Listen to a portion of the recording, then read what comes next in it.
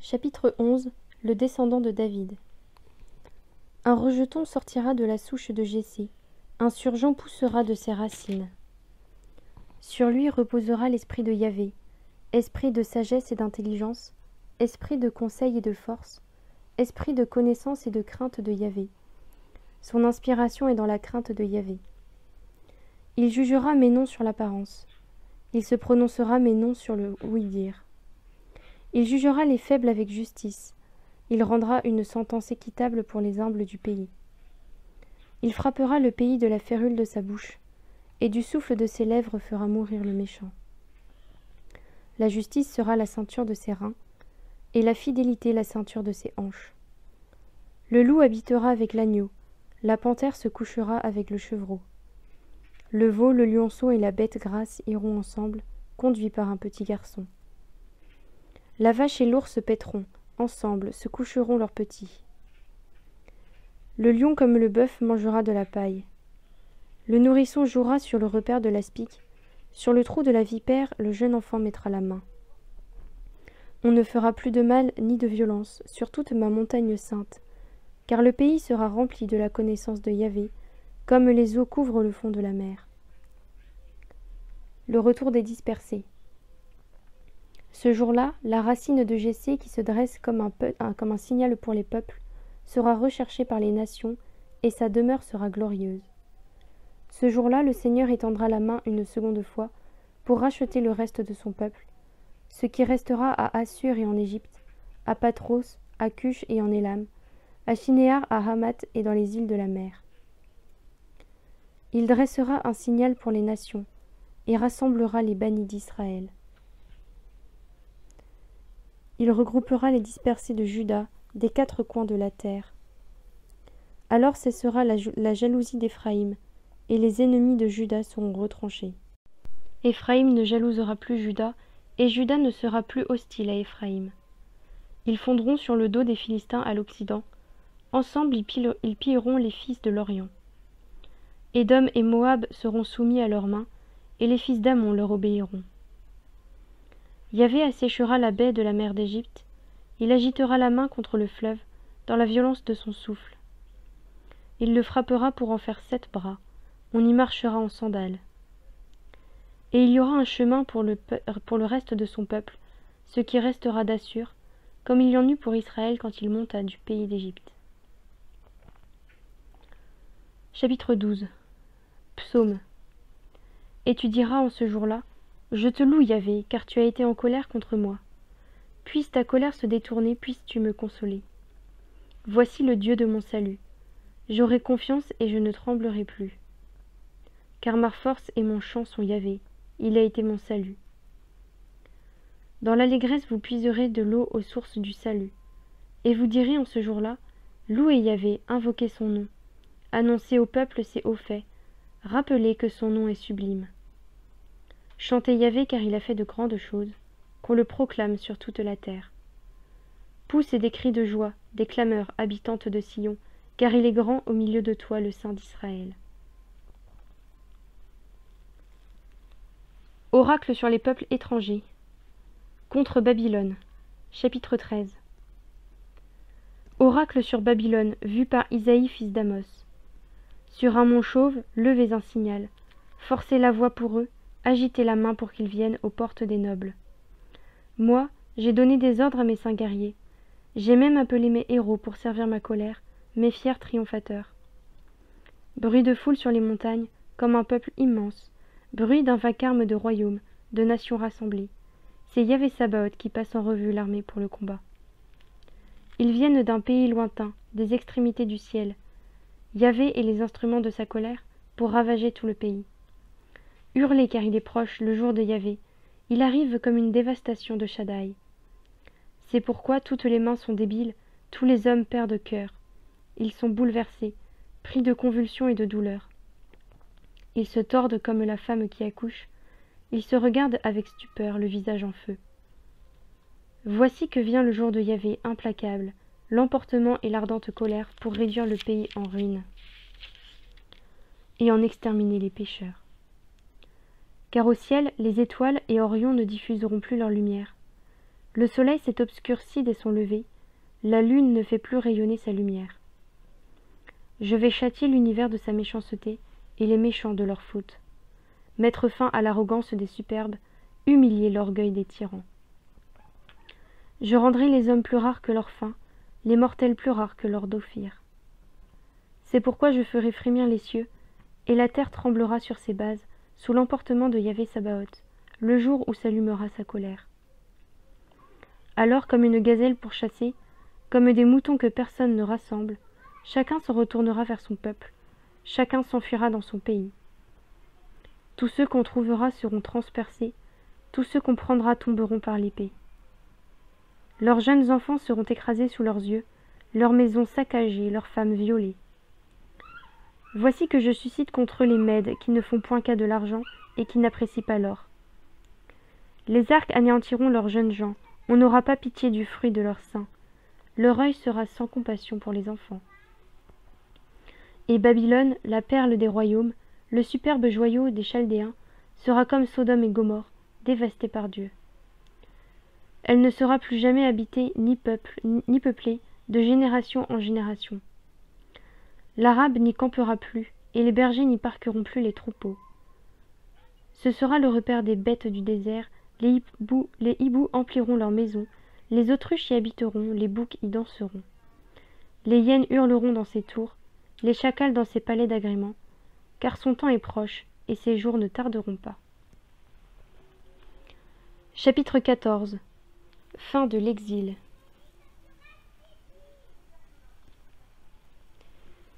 Oui, Yahvé aura pitié de Jacob. Il choisira de nouveau Israël. Il les réinstallera sur leur sol. L'étranger se joindra à eux pour s'associer à la maison de Jacob. Des peuples les prendront et la ramèneront chez eux. La maison d'Israël les assujettira sur le sol de Yahvé pour en faire des esclaves et des servantes. Ils asserviront ceux qui les avaient asservis. Ils maîtriseront leurs oppresseurs. La mort du roi de Babylone. Et il arrivera qu'au jour où Yahvé te soulagera de ta souffrance, de tes tourments et de la dure servitude à laquelle tu étais asservi, tu entonneras cette satire sur le roi de Babylone, et tu diras : comment a fini le tyran, a fini son arrogance. Yahvé a brisé le bâton des méchants, le sceptre des souverains, lui qui rouait de coups les peuples, avec emportement et sans relâche, qui maîtrisait avec colère les nations, les pourchassant sans répit. Toute la terre repose dans le calme, on pousse des cris de joie. Les cyprès même se réjouissent à ton sujet et les cèdres du Liban. Depuis que tu t'es couché, on ne monte plus pour nous abattre. En bas, le Shéol a tressailli à ton sujet pour venir à ta rencontre. Il a réveillé pour toi les ombres, tous les potentats de la terre. Il a fait lever de leur trône tous les rois des nations. Tous prennent la parole pour te dire : toi aussi, tu es déchu comme nous, devenu semblable à nous. Ton faste a été précipité au Shéol, avec la musique de tes cithars. Sous toi s'est formé un matelas de vermine, les larves te recouvrent. Comment es-tu tombé du ciel, étoile du matin, fils de l'aurore? As-tu été jeté à terre, vainqueur des nations? Toi qui avais dit dans ton cœur : j'escaladerai les cieux, au-dessus des étoiles de Dieu j'élèverai mon trône. Je siégerai sur la montagne de l'assemblée, aux confins du septentrion. Je monterai au sommet des nuages, je m'égalerai au Très-Haut. Mais tu as été précipité au Shéol, dans les profondeurs de l'abîme. Ceux qui t'aperçoivent te considèrent, ils fixent leur regard sur toi. Est-ce bien l'homme qui faisait trembler la terre, qui ébranlait les royaumes? Il a réduit le monde en désert, rasé les villes. Il ne renvoyait pas chez eux les prisonniers. Tous les rois des nations, tous reposent avec honneur, chacun chez soi. Toi, on t'a jeté hors de ton sépulcre, comme un rameau dégoûtant, au milieu de gens massacrés, transpercés par l'épée, jetés sur les pierres de la fosse, comme une charogne foulée aux pieds. Tu ne leur seras pas uni dans la tombe, car tu as ruiné ton pays, fait périr ton peuple. Plus jamais on ne prononcera le nom de la race des méchants. Préparez le massacre de ses fils pour la faute de leur père. Qu'ils ne se lèvent plus pour conquérir la terre et couvrir de villes la face du monde.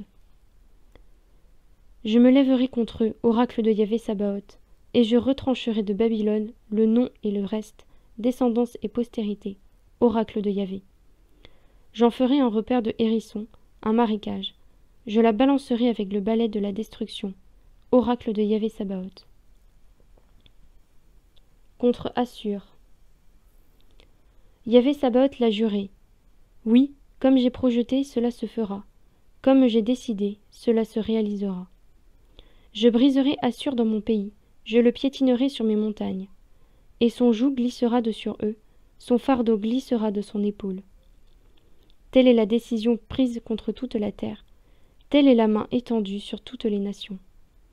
Quand Yahvé Sabaoth a décidé, qui l'arrêtera? Et sa main levée, qui la fera revenir? Contre les Philistins. L'année de la mort du roi Achaz, cet oracle fut prononcé. Ne te réjouis pas, Philistie, tout entière, de ce qu'est brisé le bâton qui te frappait. Car de la souche du serpent sortira une vipère, et son fruit sera un dragon volant. Car les premiers-nés des pauvres auront leur pâture, et les malheureux reposeront en sécurité, tandis que je ferai mourir de faim ta souche, et que je tuerai ce qui reste de toi. Hurle, porte, crie, ville, chancelle, Philistie tout entière, car du nord vient une fumée, et personne ne déserte ses bataillons. Que répondra-t-on aux messagers de cette nation? Que Yahvé a fondé Sion, et que là se réfugieront les pauvres de son peuple. Chapitre 15. Sur Moab. Oracle sur Moab. Parce qu'une nuit elle a été dévastée, Ar Moab s'est tue. Parce qu'une nuit elle a été dévastée, Kir Moab s'est tue. Elle est montée, la fille de Dibon, sur les hauts lieux pour pleurer. Sur le Nebo et à Medba, Moab se lamente, toutes les têtes sont rasées, toute barbe coupée. Dans ses rues, on ceint le sac. Sur ses toits et sur ses places, tout le monde se lamente et fond en larmes. Heshbon et Éléalé ont crié. Jusqu'à Yaas, leur voix s'est fait entendre. C'est pourquoi les guerriers de Moab frémissent. Son âme frémit sur son propre sort. Mon cœur crie en faveur de Moab, car ses fuyards sont déjà à Soar, vers Eglath-Shélissia. La montée de l'Huit, on la monte en pleurant. Sur le chemin de Horonaïm, on pousse des cris déchirants. Les eaux de Nimrine sont un lieu désolé. L'herbe est desséchée, le gazon a péri, plus de verdure. C'est pourquoi, ce qu'ils ont pu sauver et leurs réserves, ils les portent au-delà du torrent des Saules. Car ce cri a fait le tour du territoire de Moab. Jusqu'à Eglaïm, on entend son hurlement. Jusqu'à Ber-Élim, on entend son hurlement. Car les eaux de Dimon sont pleines de sang, et j'ajouterai sur Dimon un surcroît de malheur, un lion pour les survivants de Moab, pour ceux qui restent sur son sol. Chapitre 16. La requête des Moabites. Envoyez l'agneau du maître du pays de Séla, situé vers le désert, à la montagne de la fille de Sion. Elles seront semblables à l'oiseau qui s'enfuit, à une nichée dispersée, les filles de Moab, au gué de l'Arnon. Tenez un conseil, prenez une décision. En plein midi, étends ton ombre comme celle de la nuit. Cache les dispersés, ne trahis pas le fugitif. Qu'ils demeurent chez toi, les dispersés de Moab. Sois pour eux un asile contre le dévastateur.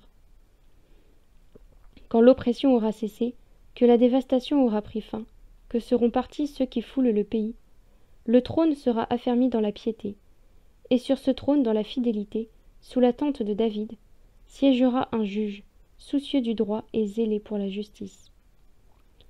Nous avons entendu parler de l'orgueil de Moab, le très orgueilleux, de son arrogance, de son orgueil et de sa rage, de ses bavardages ineptes. Lamentation de Moab. C'est pourquoi Moab se lamente sur Moab, tout entier il se lamente. Au sujet des gâteaux de raisin de Kir-Hareset, vous gémissez, tout consternés. Car les vignobles de Heshbon dépérissent, la vigne de Sibma, dont les raisins vermeils terrassaient les maîtres des nations. Elle atteignait jusqu'à Yazer et s'infiltrait au désert. Ses rejetons se multipliaient. Ils franchissaient la mer. Aussi je pleure, comme pleure Yazer, la vigne de Sibma. Je t'arrose de mes larmes, Heshbon, et toi, Éléalé, parce que sur ta récolte et sur ta moisson, le cri s'est éteint. La joie et l'allégresse ont disparu des vergers. Dans les vignes, plus de liesses ni de cris de joyeux. Le fouleur ne foule plus le vin dans les pressoirs. Le cri a cessé. C'est pourquoi mes entrailles pour Moab frémissent comme une cithare, et mon cœur pour Kir et Hérès. On verra Moab se fatiguer sur le haut lieu et entrer dans son sanctuaire pour supplier, mais il ne pourra rien. Telle est la parole qu'a adressée Yahvé à Moab jadis. Et maintenant Yahvé a parlé en ces termes. Dans 3 ans, comme des années de mercenaires, la gloire de Moab sera humiliée, malgré sa grande multitude. Elle sera réduite à rien, un reste insignifiant. Chapitre 17. Contre Damas et Israël. Oracle sur Damas. Voici Damas qui cesse d'être une ville, elle va devenir un tas de décombres, abandonnée pour toujours. Ces villes appartiendront aux troupeaux, ils s'y coucheront sans qu'on les effraie. Plus de place forte en Éphraïm, plus de royauté à Damas, et le reste d'Aram sera traité comme la gloire des enfants d'Israël. Oracle de Yahvé Sabaoth. Il arrivera ce jour-là que la gloire de Jacob faiblira, et que son embonpoint deviendra maigreur. Ce sera comme lorsque le moissonneur récolte le blé, que son bras moissonne les épis. Ce sera comme lorsqu'on glane les épis au val des Réphaïm. Il ne restera que des grappillons, comme au golage de l'olivier. 2, 3 baies en haut de la cime, 4, 5 aux branches de l'arbre. Oracle de Yahvé, Dieu d'Israël. Ce jour-là, l'homme regardera vers son Créateur, et ses yeux se tourneront vers le Saint d'Israël. Il ne regardera plus vers les autels, œuvre de ses mains, et ce qu'ont fait ses doigts.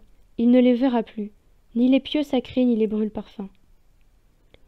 Ce jour-là, ces villes de refuge seront abandonnées, comme le furent les bois et les maquis devant les enfants d'Israël, et ce sera la désolation. Tu as oublié le Dieu de ton salut, tu ne t'es pas souvenu du rocher, ton refuge. C'est pourquoi tu plantes des plantations d'agrément, tu sèmes des semences étrangères. Le jour où tu les plantes, tu les vois pousser, et dès le matin tes semences fleurissent. Mais la récolte échappe au jour de la maladie, du mal incurable. Malheur, rumeur de peuples immenses, rumeur contre la rumeur des mers, grondement de peuples qui grondent comme grondent les eaux puissantes. Des peuples qui grondent comme grondent les grandes eaux. Il les menace et elles s'enfuient au loin, chassées comme la balle des montagnes par le vent, comme un tourbillon par l'ouragan. Quand vient le soir, c'est l'effroi. Au matin, tout a disparu. Tel est le partage de ceux qui nous pillent, le sort de nos dévastateurs. Chapitre 18. Contre Cush. Malheur, pays du grillon ailé, au-delà des fleuves de Cush, toi qui envoies par mer des messagers, dans des nacelles de joncs sur les eaux. Allez, messagers rapides, vers une nation élancée et bronzée, vers un peuple redouté ici comme au loin, une nation puissante et dominatrice, au pays sillonné de fleuves. Vous tous, habitants du monde, vous qui peuplez la terre, quand on lèvera un signal sur les montagnes, vous verrez. Quand on sonnera du cor, vous entendrez. Car ainsi m'a parlé Yahvé. Je veux rester ici impassible et regarder, comme la chaleur brûlante en pleine lumière, comme un nuage de rosée au plus chaud de la moisson. Car avant la moisson, quand prend fin la floraison, quand la fleur devient grappe mûrissante, on taille les pampres à la serpe, on ôte les sarments, on élague. Tout est abandonné aux rapaces des montagnes et aux bêtes du pays. Les rapaces s'y vautreront pendant l'été, toutes les bêtes du pays pendant l'automne. Alors on apportera une offrande à Yahvé Sabaoth de la part d'un peuple élancé et bronzé, de la part d'un peuple redouté, ici comme au loin, d'une nation puissante et dominatrice, d'un pays sillonné de fleuves. On l'apportera au lieu où réside le nom de Yahvé, au mont Sion. Chapitre 19. Contre l'Égypte. Oracle sur l'Égypte. Voici que Yahvé monté sur un nuage léger vient en Égypte. Les faux dieux d'Égypte chancellent devant lui, et le cœur de l'Égypte défaille en elle. J'exciterai l'Égypte contre l'Égypte. Ils se battront, chacun contre son frère, chacun contre son prochain, ville contre ville, royaume contre royaume. L'esprit de l'Égypte s'évanouira en elle, et je confondrai son conseil. On consultera les faux dieux et les enchanteurs, les spectres et les devins. Je livrerai l'Égypte aux mains d'un maître impitoyable. Un roi cruel les dominera. Oracle du Seigneur Yahvé Sabaoth. Les eaux disparaîtront de la mer, le fleuve tarira et se desséchera, les rivières deviendront infectes. Les fleuves d'Égypte baisseront et tariront, le roseau et le jonc noirciront. Les herbes du Nil sur les bords du Nil, toute la verdure du Nil sera desséchée, dispersée, anéantie. Les pêcheurs gémiront, ce sera le deuil, pour tous ceux qui lancent l'hameçon dans le Nil. Ceux qui jettent le filet sur les eaux seront désolés. Ils seront déçus, ceux qui travaillent le lin cardé, et ceux qui tissent des étoffes blanches. Ces tisserands seront consternés, tous les salariés seront attristés. Oui, insensés sont les princes de Sohan. Les plus sages conseillers du Pharaon forment un conseil stupide. Comment osez-vous dire à Pharaon, « Je suis fils des sages, fils des rois de jadis » Où sont-ils donc tes sages? Qu'ils t'annoncent et que l'on sache ce qu'a décidé Yahvé Sabaoth contre l'Égypte. Ils déraisonnent les princes de Sohan. Ils s'abusent les princes de Noph. Et l'élite de ces noms a fait divaguer l'Égypte. Yahvé a répandu au milieu d'eux un esprit de vertige. Ils ont fait divaguer l'Égypte dans toutes ses entreprises, comme divague un ivrogne en vomissant. On ne fait plus rien pour l'Égypte, de ce que faisaient tête et queue, palme et jonc.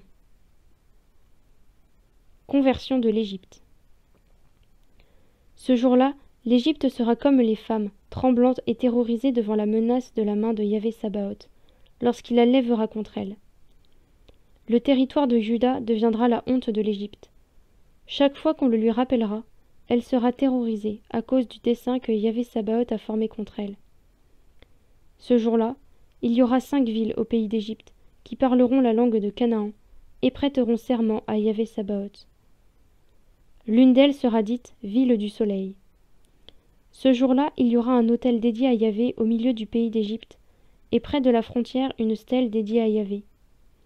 Ce sera un signe et un témoin de Yahvé Sabaoth au pays d'Égypte.